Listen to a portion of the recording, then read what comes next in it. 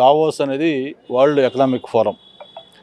ఎన్నో ఏళ్లుగా ప్రపంచంలో ఉన్న పారిశ్రామికవేత్తలందరూ కూడా ప్రతి సంవత్సరం క్రమం తప్పకుండా అక్కడ ఒక 3 రోజుల పాటు కలిసి వాళ్ళ యొక్క వ్యూస్, పాలసీస్, ఐడియాస్ అన్ని ఎక్స్చేంజ్ చేసుకుంటూ ఫ్యూచర్ విజనరీ ప్లాన్ ఏంటి కూడా మొత్తం మాట్లాడుకునే ఒక ప్లాట్ఫామ్ అది.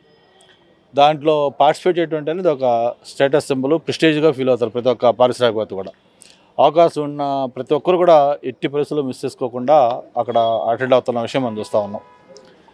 మరి గతంలో చంద్రబాబు నాయుడు గారు 3 సార్లు ముఖ్యమంత్రిగా ఉన్నప్పుడు ప్రతి సంవత్సరం కూడా ఎన్ని ఇబ్బందులు ఉన్నా లేకపోతే ఎన్ని క్రైసిస్ ఉన్నా కూడా ఈ వరల్డ్ ఎకనామిక్ ఫోరం మాత్రం మిస్ కాకుండా ఖచ్చితంగా ఆయన వెళ్ళి అందులో కీనోట్ అడ్రస్ ఇవ్వటం, అంతేకాకుండా అనేక బిజినెస్ ఎంఓయూలు కూడా అక్కడి నుంచి చేసుకుని వచ్చిన విషయం మనం చూస్తూ ఉన్నాం.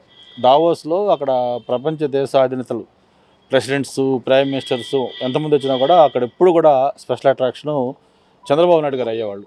ఎందుకంటే ఒక పొలిటీషియన్గా కాకుండా ఒక చీఫ్ మినిస్టర్ అనే అతను ఒక సీఈఓగా ఒక ల్యాప్టాప్లో ఆయన స్టేటు ఎలా ప్రోగ్రెస్ అవుతుంది, ఆయన విజన్ ఏంటి, ఇండస్ట్రీస్కి ఈజ్ ఆఫ్ డూయింగ్ బిజినెస్లో ఎలా స్టేట్ ఫస్ట్ ఉంటుంది, ఇవన్నీ కూడా ఆయన ఇచ్చే పవర్ పాయింట్ ప్రజెంటేషన్కి అందరూ కూడా స్పెల్ బౌండ్ అయ్యేవాళ్ళు. అటువంటి బ్యాక్గ్రౌండ్ మన రాష్ట్రానికి ఎప్పుడు కూడా చంద్రబాబు గారు ముఖ్యమంత్రిలో ఉండింది.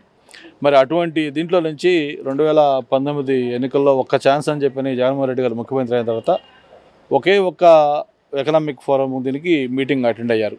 ఆ తర్వాత మళ్ళీ ఇప్పటికి 4 మీటింగ్లు అయితే 4 మీటింగ్లకి ఒక్క మీటింగ్ కూడా ఆయన హాజరు కాల.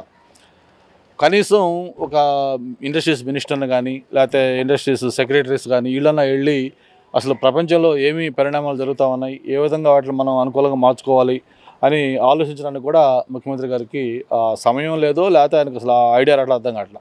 మన రాష్ట్రంలో ముఖ్యమంత్రి ఇక్కడ ఆర్టిఫిషియల్ సెట్లు వేసుకొని పండగ సంబరాలు అని చెప్పని మళ్ళీ అందులో పేదవాడికి కూడా ప్రవేశం లేకుండా ఆయన ప్రభుత్వాన్ని వృధా చేస్తూ ఆయన సమయం గడుపుతూ ఉన్నాడు.